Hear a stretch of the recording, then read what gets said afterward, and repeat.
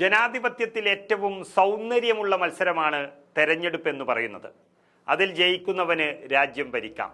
അത് നിഷ്പക്ഷവും നീതിപൂർവവുമായി കാണുമ്പോഴാണ് ജനാധിപത്യത്തിന് സൗന്ദര്യം വർദ്ധിക്കുന്നത്. പക്ഷേ പച്ചയായ തട്ടിപ്പ് നടത്തി വിജയിക്കാൻ തുടങ്ങിയാൽ ആ അപകടം നാടിനെ അറിയിക്കേണ്ടത് രാജ്യത്തെ ഓരോ പൗരന്റെയും കടമയാണ്. എന്നാൽ ജനാധിപത്യം ഭരണകൂടത്തിന്റെ തട്ടിപ്പിൽപ്പെട്ട് തകർന്നു പോകുമ്പോൾ ഏറ്റവും ഉത്തരവാദിത്വത്തോടെ പോരാട്ടം നയിക്കാനുള്ള അവകാശവും അത് ഈ ലോകത്തെ അറിയിക്കാനുള്ള ബാധ്യതയും പ്രതിപക്ഷ നേതാവിനുണ്ട്. അതുമാത്രമാണ് രാഹുൽ ഗാന്ധി ചെയ്തിരിക്കുന്നത്. അതിലാണിപ്പോൾ BJPക്ക് വലിയ കലിപ്പ്. സുപ്രീം കോടതിയെപ്പോലും പരമോന്നത വേശ്യാലയം എന്നുവരെ വിശേഷിപ്പിച്ചവർ ഈ രാജ്യത്ത് നിന്ന് തന്നെ പടിയടച്ച് പിണ്ണം വെക്കേണ്ട സമയം കഴിഞ്ഞിരിക്കുന്നു. ആ സന്ദർഭത്തിലാണ് തെരഞ്ഞെടുപ്പിലെ തട്ടിപ്പ് കൂടി ഇപ്പോൾ ചർച്ചയാകുന്നത്. താമസം അമേരിക്കയിലാണെങ്കിലും അവിടുത്തെ ഇന്ത്യക്കാരോട് സംസാരിക്കാനാണ് രാജ്യത്തിന്റെ പ്രതിപക്ഷ നേതാവ് രാഹുൽ ഗാന്ധി പോയത്.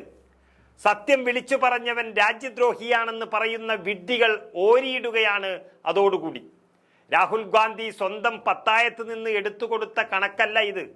ഈ രാജ്യത്തിലെ തെരഞ്ഞെടുപ്പ് കമ്മീഷൻ നൽകിയ ഒരു കണക്ക് പ്രകാരം വൈകുന്നേരം 5:30 മുതൽ 7:30 വരെയുള്ള സമയത്ത്, അതായത് വെറും 2 മണിക്കൂറിനിടയിൽ 65 ലക്ഷം പേർ വോട്ട് ചെയ്തിട്ടുണ്ട് മഹാരാഷ്ട്രയിൽ. ഇതൊരിക്കലും പ്രായോഗികമല്ലെന്നും അത് നടക്കുകയുമില്ല എന്നും രാഹുൽ ഗാന്ധി ഓർമ്മിപ്പിക്കുമ്പോൾ, ഒരാൾക്ക് വോട്ട് ചെയ്യാൻ 3 മിനിറ്റെങ്കിലും എടുക്കും. ഇതനുസരിച്ചാണെങ്കിൽ പുലർച്ചെ 2 മണി വരെയെങ്കിലും വോട്ടെടുപ്പ് നീളണമെന്ന യാഥാർത്ഥ്യമാണ് രാഹുൽ ഗാന്ധി പറഞ്ഞുകൊടുത്തത് ഈ ലോകത്തിൽ. അത് അമേരിക്കയിൽ പറഞ്ഞാലും ഇന്ത്യയിൽ പറഞ്ഞാലും അത് തന്നെയാണ് സത്യം.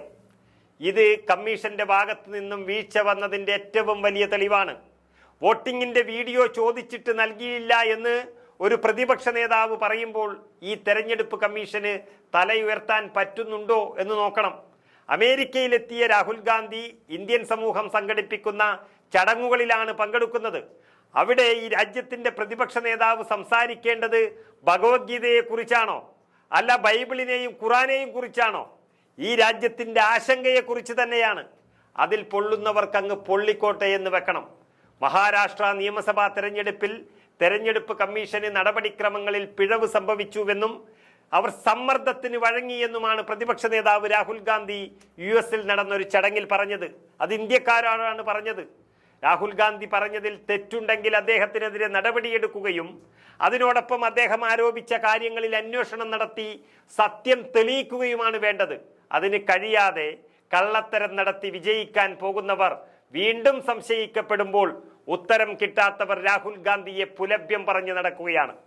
രാഹുൽ ഗാന്ധി വഞ്ചകനാണെന്നും നാഷണൽ ഹെറാൾഡ് കേസിൽ EDയുടെ നടപടിയിൽ ഉണ്ടായ നിരാശ മൂലമാണ് അദ്ദേഹം തെരഞ്ഞെടുപ്പ് കമ്മീഷനെതിരെ ഇങ്ങനെ പറയുന്നതെന്നും BJP പറഞ്ഞു നടക്കുകയാണ്.